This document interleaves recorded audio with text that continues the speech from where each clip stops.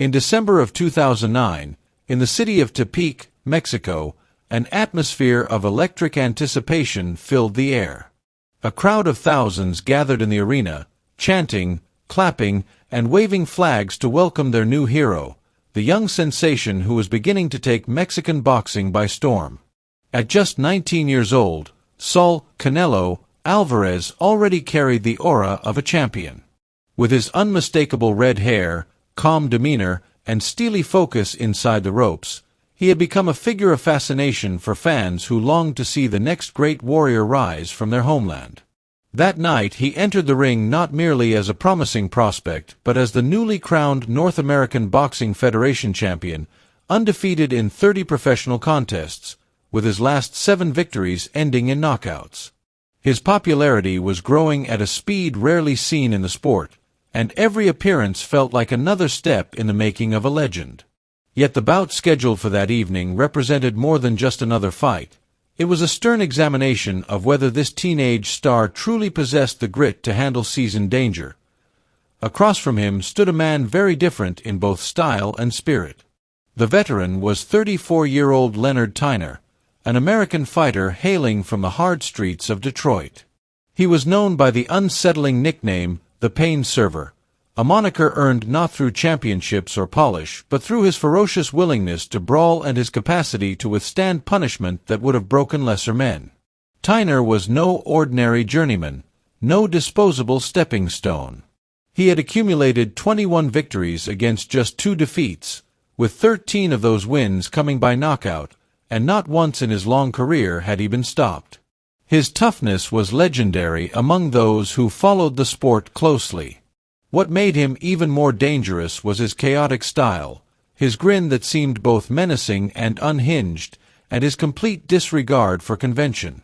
He relished walking forward, absorbing shots, and responding with wild flurries as if pain itself energized him. In an era when many fighters sought precision and discipline, Tyner embraced disorder, taunting his opponents, shaking his head after being hit cleanly, and wagging his finger as if to say, "You cannot hurt me." He thrived in toe-to-toe exchanges, channeling something primal, and his unpredictability made him a frightening opponent for even the most disciplined boxer. The contrast between the two men could not have been sharper. Canelo was calm, tactical, and deliberate. He had built his reputation on intelligent counterpunching, tight defensive skills, and a ruthless economy of movement. He did not waste energy on theatrics, but instead dismantled his foes with clinical precision, often targeting the body with devastating effect before finishing upstairs. Tyner, by contrast, fought with chaos as his ally, carrying himself less like a polished professional and more like a street brawler who thrived on mayhem. For fans and analysts alike, the pairing promised an intriguing spectacle.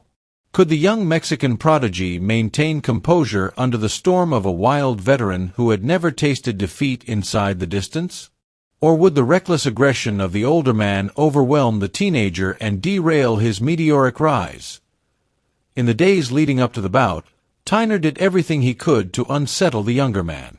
His interviews were filled with mockery, referring to Alvarez dismissively as a kid, and insisting that he would silence the raucous Mexican crowd. He promised to drag the fight into a brutal war, a contest of attrition that would test whether Alvarez truly had the toughness to endure. Reports even circulated that the undefeated Floyd Mayweather Jr., then recognized as the sport's pound-for-pound king, had taken an interest in watching the fight. The possibility of Mayweather's presence only heightened the tension, for it suggested that Alvarez's journey toward global recognition was accelerating more rapidly than anyone had imagined. To succeed against Tyner in such a moment would be to send a clear message that this young prospect was destined for far greater stages. When the opening bell rang, the atmosphere inside the arena erupted. The crowd roared for their native son, and the Mexican commentators on Televisa's broadcast marveled at the intensity of the moment. From the start, Alvarez displayed the composure that had already become his trademark. He used his left jab to maintain distance, probing for openings, while Tyner charged forward with his head low and his fists swinging. Within the first round, Canelo unleashed a series of precise right hands, hooks upstairs, and his signature body shots, targeting the liver with crisp combinations. Tyner, true to reputation, refused to back down. Even when rocked by a hook to the body or jolted by a clean right hand, he grinned through the punishment, taunted the youngster, and continued walking forward. The contrast between youthful precision and veteran recklessness played out vividly before the eyes of the crowd. For Canelo, every clean connection demonstrated his skill, yet for Tyner, every moment he withstood without folding was a small victory of its own. Round after round, Alvarez executed his game plan. He attacked in combinations, always beginning with his jab, slipping counters, and working tirelessly to the midsection of his foe. His corner urged him not to get drawn into brawling exchanges, reminding him that Tyner's experience and awkwardness made him dangerous. Yet there were moments when the American's tactics forced Canelo into uncomfortable positions. In close quarters, Tyner would clinch, push with his head, or wing looping shots from odd angles, occasionally catching Alvarez clean. On more than one occasion, the young Mexican had to reset, shaking off a right hand that landed flush, evidence that Tyner's resilience and power could not be underestimated. But the more the rounds passed, the clearer it became that Alvarez was controlling the action. His combinations, particularly the left hook to the liver followed by a right cross to the chin, repeatedly found their mark, drawing roars from the crowd. His defense, built on subtle slips and rolls, minimized the damage he absorbed. Still, Tyner's refusal to wilt gave the fight a sense of danger that never completely disappeared. The Mexican commentators highlighted Canelo's maturity, noting that despite his youth, he maintained patience, avoided desperation, and stuck to a strategy. They pointed out the importance of using the jab to keep Tyner at range, of not allowing the veteran to lure him into a slugfest. They reminded viewers that the American had both experience and a granite chin, making him the type of opponent who could embarrass a young prospect if underestimated. As rounds accumulated, the narrative crystallized. Alvarez was winning, but he was learning in the process. He was discovering firsthand that not every fight ends with a knockout, and that discipline and consistency can be just as important as power. By the middle rounds, Alvarez's bodywork began to take its toll. He landed punishing hooks to the ribs, straight shots to the midsection, and uppercuts that snapped Tyner's head back. The crowd sensed the possibility of a stoppage, erupting each time the veteran's knees bent slightly or his mouth opened as if gasping for air. Yet, incredibly, Tyner remained on his feet, his spirit unbroken. At times he invited Canelo to hit him, dropping his hands, shouting, or gesturing with a grin that bordered on madness. It was both showmanship and psychological warfare, a tactic meant to frustrate the younger fighter and make him doubt the effectiveness of his blows. But Alvarez did not take the bait. He continued pressing forward methodically, unleashing combinations, stepping aside to avoid counters, and gradually breaking down his opponent. His punches landed with increasing accuracy, but still the man from Detroit absorbed them with astonishing durability. The final rounds revealed much about both fighters. For Alvarez, they were an opportunity to demonstrate stamina, patience, and the capacity to fight all 12 rounds with focus. For Tyner, they became a showcase of heart, of the refusal to surrender even when clearly outclassed. In the 12th round, with the crowd chanting, "Canelo, Canelo, Canelo," Alvarez unleashed a flurry of hooks and straight rights that rattled his opponent, yet Tyner raised his arms defiantly, inviting more, smiling even as sweat and blood streaked his face. When the final bell rang, the two men returned to their corners, both having proven something: Alvarez that he could dominate a tough veteran over 12 rounds, and Tyner that he could withstand the fury of a rising star without ever being knocked down. The judges' scorecards reflected the dominance of the young Mexican. All three rendered wide unanimous decisions in favor of Alvarez, awarding him every round. The victory was decisive, but in the aftermath there was a moment of mutual recognition. Alvarez, showing respect, raised Tyner's hand in acknowledgement of his toughness. At first the veteran pulled away, irritated perhaps by what felt like condescension, but eventually he nodded, allowing the gesture to stand.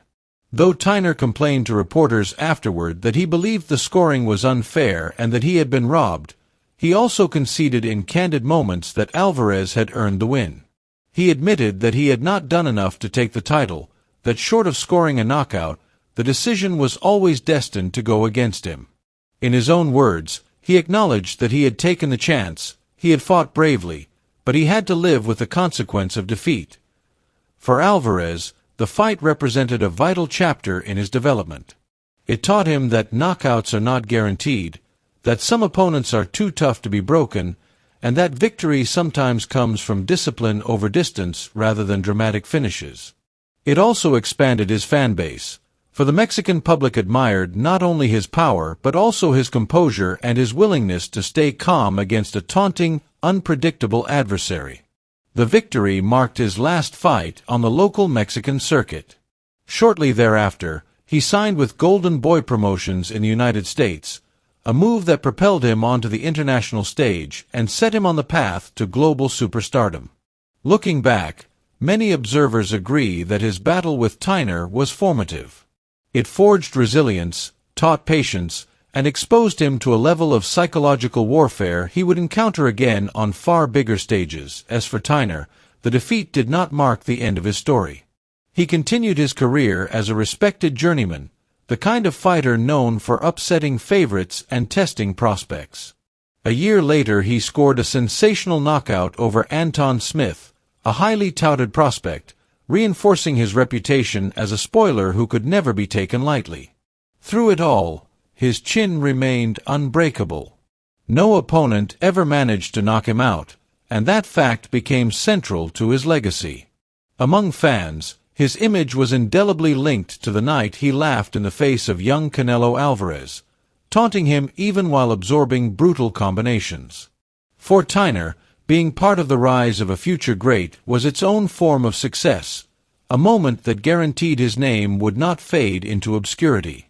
He became a colorful figure remembered not for titles but for toughness, unpredictability, and the wild spirit he brought to every contest. The fight in Tepic thus occupies a special place in boxing history. It was not a world championship, nor was it a global pay-per-view spectacle, yet it carried the essence of what makes the sport so compelling.